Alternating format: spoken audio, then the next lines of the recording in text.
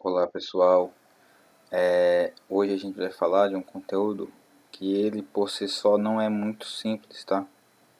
Então aconselho vocês, além de me procurar para tirar dúvida, se surgir, vocês pesquisarem por conta própria sobre o conteúdo, tá?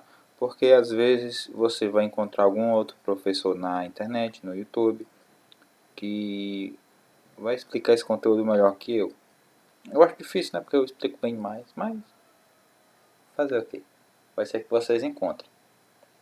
Então, o assunto de hoje é presente perfeito.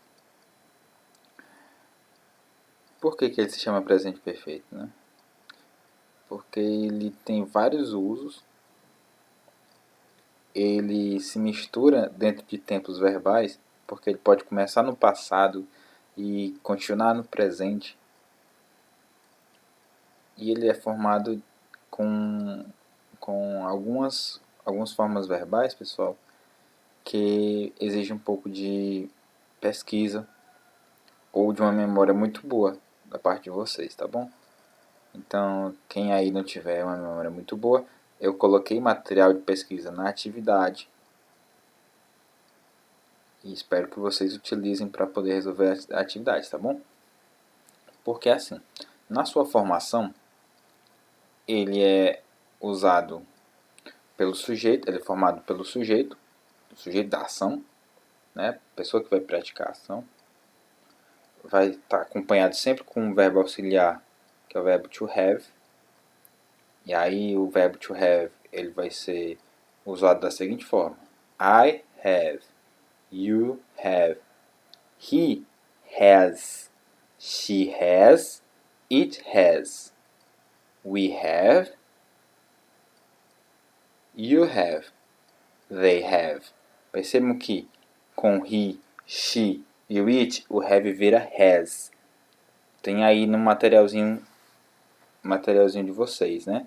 Ó, é formado pelo verbo auxiliar to have, aí entre parênteses, have ou has, certo? Conjugado no presente simples, não precisa de aprender que está no presente simples, apenas que é have ou has, mais o particípio passado do verbo principal. Esse particípio passado, ele pode ser usado em verbos regulares e verbos irregulares. Os verbos irregulares, você tem que decorar o particípio passado ou você tem que sempre consultar um material extra, que seria a tabela dos verbos irregulares.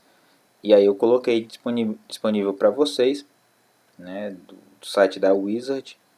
Tá tudo organizadinho em ordem alfabética para vocês poderem pesquisar alguns particípios passados, certo?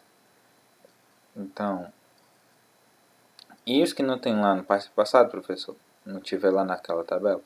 Se não tiver na tabela dos verbos irregulares, é porque esse verbo é regular. Quando o verbo é regular, quer dizer que ele segue uma regra. E a regra que ele segue vai sempre terminar em ed. Exemplo, o verbo walk, verbo andar. Walk é regular. Ele no particípio passado vai ficar walked, terminando em ed. O verbo talk é o verbo conversar, falar. Né? O verbo conversar, talk. Ele no particípio passado vai ficar talked, terminando em ed. E sempre seguindo essa regrinha. Os que vocês não encontrarem na tabela dos verbos irregulares é porque são regulares e terminam com ed. Essa regrinha aqui já foi explicada para vocês, se eu não me engano.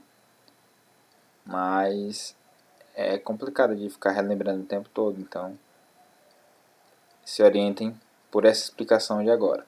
Olhem na tabela. Se não tiver na tabela, é regular, termina em ed.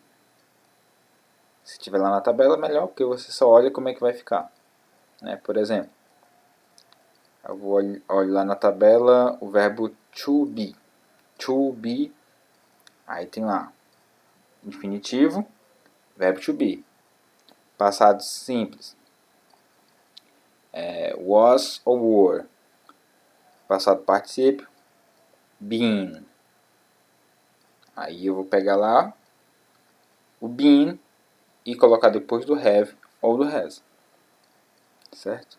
E é assim que a gente forma o presente perfeito. Quando a gente pode utilizá-lo, a gente pode utilizá-lo em 3 situações diferentes. Às vezes até mais, tá? Mas vamos focar em 3 situações diferentes. A primeira é ações que começaram no passado e continuam até o presente. Aí a gente tem um exemplo. She has, olha só o has. She has worked at the hospital since April. Percebam que a formação básica tem até o verbo principal. Ó. She has worked. She has worked. Aí complementa, né? At the hospital since April. Ela trabalha, né, no hospital desde abril.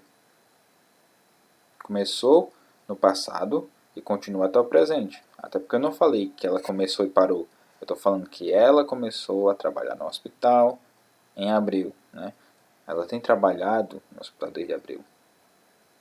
Segunda situação de uso. Ações que ocorreram em um tempo não determinado ou indefinido no passado.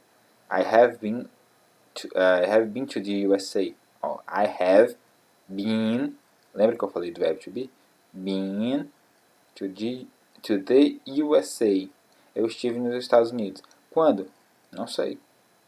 Não está dizendo aqui. Oh, she has traveled to England. Ela viajou para a Inglaterra. Quando? Não sei. É uma situação que aconteceu num tempo indeterminado. Eu não consigo dizer quando. E a terceira situação de uso é para coisas que acabaram de acontecer. Tipo, agora, nesse exato momento, acabou de acontecer.